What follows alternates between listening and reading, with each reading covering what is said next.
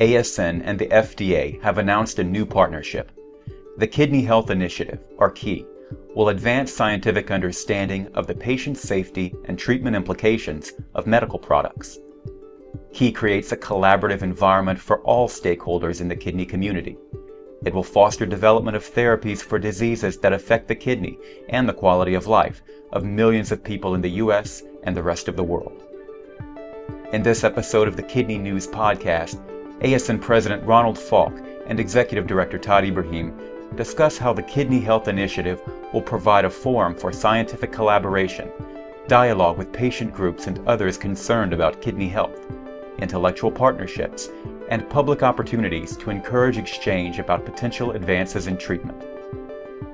Dr. Falk, what is the Kidney Health Initiative? The Kidney Health Initiative is a wonderfully innovative new platform where the American Society of Nephrology, the Food and Drug Administration, industry, and patient support groups all can gather together on a regular basis to improve the health of patients with kidney disease by permitting industry a much more facile path to getting their drugs, devices, and biologics approved through the Food and Drug Administration. It's a really important step of bonding the Food and Drug Administration, the ASN, and industry together. And patients? Patients must be part of this process in every step of the way. They are, of course, the end user. The way we'll eventually know whether or not this whole process works is if patient lives are made better, if we restore the health of those we serve. So patients must participate in this process at the very get-go. Why did ASN partner with FDA to establish the Kidney Health Initiative? ASN has copied to a certain extent what the cardiology community has already done. The cardiology community has partnered with the Food and Drug Administration and industry and has really permitted that community to accelerate the process of getting drugs and devices approved to help their patients in the cardiac world. We too want to do the same thing for patients with kidney disease. There are so few drugs that have been approved for kidney indications in the last decade. You can count them probably on two hands, less than two hands. That's an abysmal record. How can we as a community make it so much easier for the possibility of a number of drugs to be available for kidney patients of all kinds? And we as a society had to and have now taken the step of working together with the Food and Drug Administration, industry, and patient support groups in order to be able to make that process of drug approval much more facile in our space than it has ever been before. Why did ASN and FDA decide to have the Kidney Health Initiative address all four elements of medical products: drugs, devices, biologics, and food safety? Because for us as kidney doctors, we deal with every part of what the FDA deals with. We deal with drugs. We deal in dialysis and interventional nephrology with devices. We deal with biologics, especially in the transplant community and the therapy of patients with autoimmune disease. And if we don't get involved with nutritional labeling, food safety, will not be able to prevent kidney disease. We must start thinking about the amount of sugar in food, the amount of salt in food, but those are issues that other groups have been worried about as well. But we and the kidney community are worried, for example, how much phosphorus is there in a bottle of water? Why isn't there a label that tells us that, so that our patients, in whom we're constantly telling them, don't eat phosphorus in your diet, and then go get a bottle of water that may have just as much phosphorus, we have to participate in nutritional labeling. It's absolutely important for us to prevent the consequences of kidney damage. So within the broad kidney community, what are some projects that you hope the Kidney Health Initiative will attempt to address? What is the best outcome variable for drugs that would be used for early onset diabetic nephropathy? what are the best outcome measures that would be available for patients with chronic kidney disease? How should we best help the device industry who are constantly concerned appropriately about recalls? How can we make sure that those recalls have the same kind of standards across the country?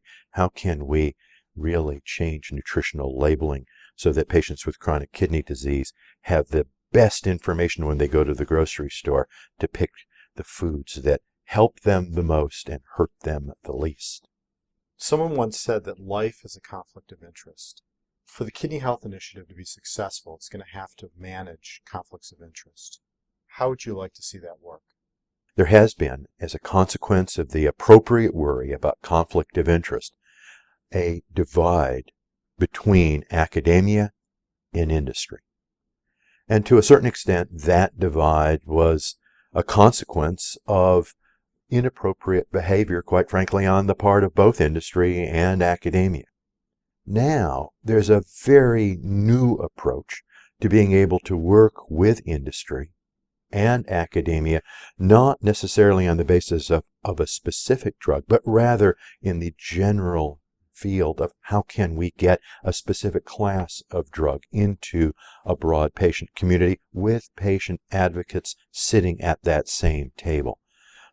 It is, in fact, on the Kidney Health platform that the possibility of conflict of interest is probably the best managed industry, academia, FDA, patient groups, all there at the same time, worrying how best to help the entire community and, most importantly, the end user, the patient. Conflict of interest in that circumstance, I hope, is managed much more efficiently than it has been in the past. You mentioned the Cardiac Safety and Research Consortium. They've been very transparent, open, and public about the processes, about conflicts of interest, about all elements of their activities. Do you anticipate that KEY will have a similar structure? It has to.